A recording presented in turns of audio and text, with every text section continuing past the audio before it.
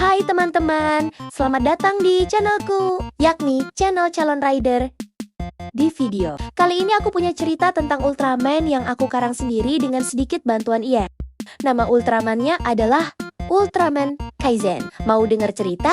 Yuk jangan berlama-lama lagi. Aku bakal ceritain ceritanya yang udah aku rangkum sebagai berikut. Judul Ultraman Kaizen Harmony 2 Cahaya. Profil karakter dan latar. Izumi Mia 17, siswi SMA yang ceria, namun sering merasa terasing. Ia mewarisi Bracelet of Eternity dari neneknya, sebuah gelang perak kuno dengan 2 permata, ruby membara dan amatis angin. Ultraman Chi, manifestasi api, agresif, kuat, dan melambangkan keberanian, dominan warna merah metalik.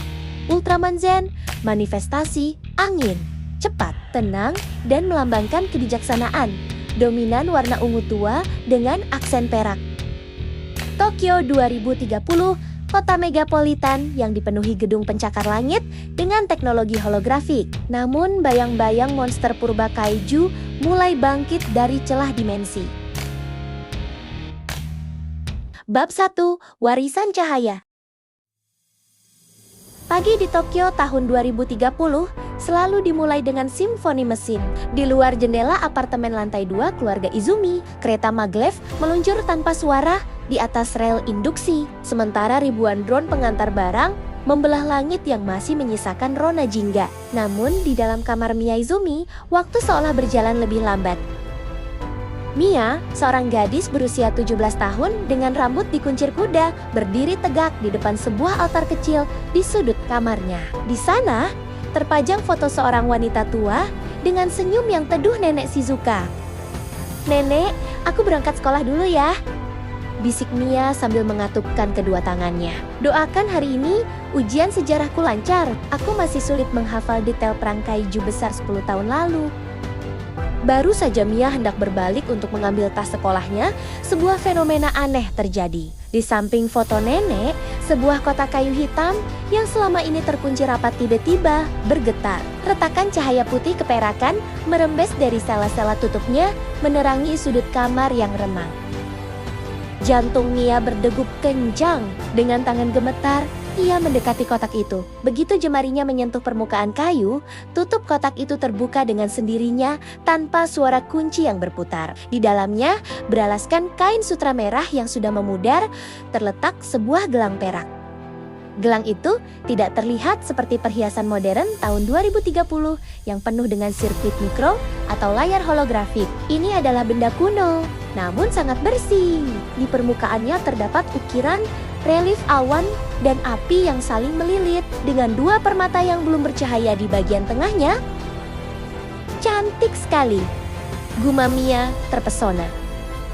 Tanpa berpikir panjang, seolah ada dorongan tak kasat mata, Mia melingkarkan gelang itu ke pergelangan tangan kirinya. Klik! Gelang itu mengunci dengan pas, seakan-akan memang ditempa khusus untuk lengannya. Mia merasakan sensasi hangat yang menjalar sesaat, seperti aliran listrik statis yang lembut, namun kemudian menghilang. Keren juga!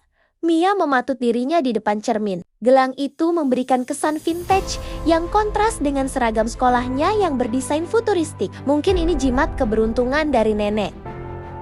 Mia segera menyambar tasnya dan berlari keluar, tanpa menyadari bahwa di balik permukaan perak gelang tersebut, 2 percikan cahaya, satu merah membara dan satu ungu mistis, mulai berdenyut mengikuti detak jantungnya. Sesuatu yang telah tertidur selama ribuan tahun, baru saja terbangun karena sentuhan darah sang pewaris. Guncangan di SMA Seishin. Pukul 10 pagi. Kelas sejarah di SMA Seishin terasa membosankan bagi sebagian besar murid. Guru di depan kelas sedang sibuk menjelaskan tentang evolusi deteksi kaiju menggunakan satelit kuantum. Mia sesekali melirik gelangnya, merasa aneh karena benda itu terus terasa hangat di kulitnya. Tiba-tiba, permukaan air di botol minum Mia bergetar. Dek! Getaran itu bukan berasal dari kereta maglev yang lewat. Ini lebih dalam, lebih rendah, dan terasa berasal dari dasar bumi. Brok! Lampu kelas berkedip hebat. Alarm peringatan dini bencana kota Tokyo meraung-raung, suaranya melengking menembus kaca jendela. Semuanya tetap tenang, Ikuti protokol evakuasi, teriak sang guru, meski wajahnya sendiri pucat pasi. Bumi di bawah sekolah mereka seolah diperas oleh tangan raksasa. Aspal lapangan sekolah retak, mengeluarkan uap panas yang berbau belerang. Dari dalam rekahan tanah yang menghitam, sebuah cakar raksasa berlapis pelindung baja alami muncul, merobek permukaan bumi. Sesosok kaiju muncul. Namanya yang nantinya akan dikenal sebagai Terra Crusher, memiliki tinggi hampir 50 meter. Tubuhnya dipenuhi duri-duri batu tajam dengan mata merah menyala yang hanya menginginkan kehancuran. Dengan satu kibasan ekornya, gedung olahraga sekolah hancur berkeping-keping. Lari! Gedung sekolah berguncang hebat. Mia terjatuh saat mencoba berlari menuju tangga darurat. Langit-langit beton di atasnya retak dan runtuh. Bongkahan besar material bangunan meluncur tepat ke arahnya. "Mia, awas!" teriak teman sekelasnya. Namun semuanya terlambat. Mia memejamkan mata, melindungi kepalanya dengan tangan kiri. Namun, benturan yang ia takutkan tidak pernah terjadi. Panggilan sang api. Gelang di tangan Mia meledak dalam cahaya merah yang menyilaukan. Sebuah perisai energi berbentuk lingkaran api tercipta secara instan, menghancurkan bongkahan beton yang jatuh menjadi debu sebelum menyentuh kulitnya. Mia membuka mata, ia terkesiap.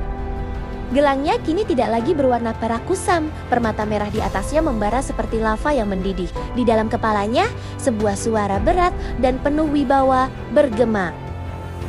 "Jangan takut, gadis cahaya. Darahmu adalah kunci, kekuatan kami adalah pedangmu." "Siapa? Siapa itu?" Mia bertanya dengan suara gemetar di tengah reruntuhan. "Aku adalah Kai, roh api yang bersemayam dalam pusaka ini. Kaiju itu mencari energi yang tersimpan dalam gelangmu. Jika kau ingin selamat, panggil namaku. Berikan kemarahanmu pada musuh yang merusak kedamaian ini." Kaiju itu, Terra Crusher, menoleh. Ia merasakan energi murni yang memancar dari arah Mia. Dengan raungan yang menggetarkan koke-koka di seluruh distrik, monster itu mengangkat kakinya yang besar, bersiap menginjak reruntuhan tempat Mia berada. Mia melihat sekeliling, teman-temannya terjepit geru-gerunya ketakutan, dan kota yang dicintainya mulai terbakar. Rasa takut dalam dirinya perlahan berubah menjadi keinginan kuat untuk melindungi.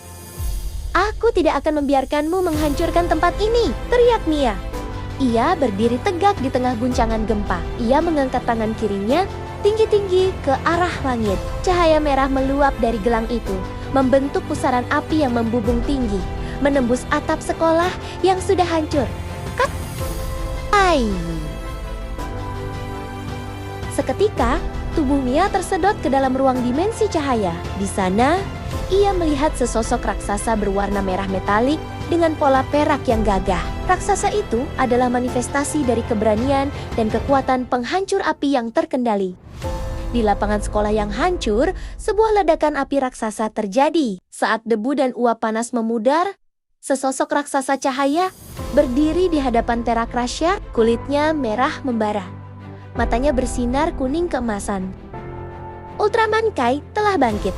Monster itu meraung, namun Kai tidak mundur setapak pun. Ia mengepalkan tinjunya yang diselimuti api, siap memulai babak baru dalam sejarah pertahanan bumi. Di dalam inti jantung sang raksasa, Mia bernapas dengan terengah-engah, merasakan kekuatan luar biasa yang mengalir di setiap sarafnya. Pertarungan baru saja dimulai. Bersambung ya guys. Nah, itu dia cerita bab pertama untuk novel Ultraman Kaizen.